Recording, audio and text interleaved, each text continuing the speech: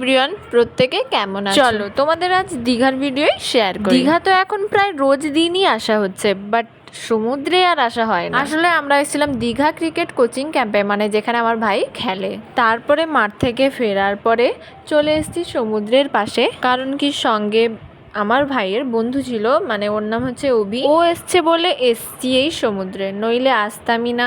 যাই হোক, ভাবলাম যে তোমাদের সঙ্গে শেয়ারও করা যাক। দীঘা এসছি আর কদবেল মাখা খাবো না? চলো চলো তোমাদের সঙ্গে কদবেল মাখাটা শেয়ার করি। কাকু কেমন বানাচ্ছে, কেমন দাম নিচ্ছে সেটা তোমরাই দেখে নাও। হ্যাঁ, এটা তো ভালো।